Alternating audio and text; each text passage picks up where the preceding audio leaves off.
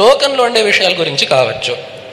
ఒకవేళ నువ్వు నన్ను ఆత్మ గురించి అడిగినట్లయితే అది వాక్కులకు అందేది కాదు. వేదంలో కూడా యద్వాచ అనభ్యుదితం అని చెప్పింది, అది మాటలతో చెప్పడానికి రాదది. కాబట్టి నువ్వు నన్ను ఆత్మ గురించి అడిగినట్లయితే అది మాటలతో చెప్పే విషయం కాదు. ఒకవేళ నువ్వు నన్ను లౌకికమైన వస్తువులు, ఆత్మ కంటే వ్యతిరిక్తమైన, బ్రహ్మ పదార్థం కంటే వ్యతిరిక్తమైన లౌకిక వస్తువుల గురించి అడిగినట్లయితే దాని గురించి మాట్లాడి ప్రయోజనం లేదు. ఎందుకంటే అది కూడా ఉపనిషత్తులో చెప్పింది, వాచో విగ్లాపనం హి తత్ అని చెప్పి. ఏదైతే నిజంగా మనకు కావాలో, మోక్ష మార్గంలో మనకి ఏదైతే కావాలో దానికి వ్యతిరిక్తమైన మాటల్ని మాట్లాడడము మాటల్ని వృధా చేయడమే అని చెప్పి మనకు శాస్త్రం చెబుతుంది. కాబట్టి నువ్వు నన్ను ఆత్మ పదార్థం గురించి అడిగితే దానిని మాటలతో చెప్పి ప్రయోజనం లేదు. నువ్వు ఆత్మ పదార్థం కాకుండా లౌకికమైన విషయాల గురించి అడిగితే వాటి గురించి మాట్లాడి ప్రయోజనం లేదు.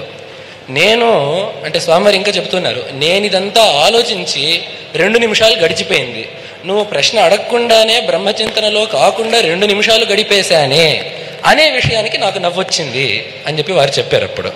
కాబట్టి వారికి లౌకికమైన వ్యవహారం పట్ల ఎటువంటి దృష్టి ఉందో ఈ యొక్క ఐతిహ్యం నుండి మనకు తెలుస్తుంటుంది. అలాగే దీంట్లో మూడవ విశేషణం చెప్పారు, విషయేభ్యః పరాముఖం నౌమి శాస్త్రేషు నిష్ణాతం. వారు అంతర్ముఖంగా వైరాగ్యంతో జ్ఞాననిష్టతో ఉండడం మాత్రమే కాదు, సకల శాస్త్రాల్లోనూ వారికి అద్వితీయమైన వైదుష్యం ఉండింది.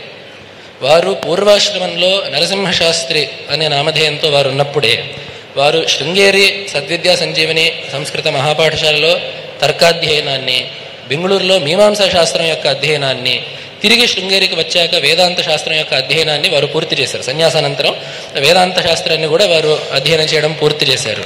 మనం జగద్గురువుల యొక్క బిరుదావళి చదివినప్పుడు పద వాక్య ప్రమాణ పారావార పారీణ అని ఒక మాట అంటూ ఉంటాం.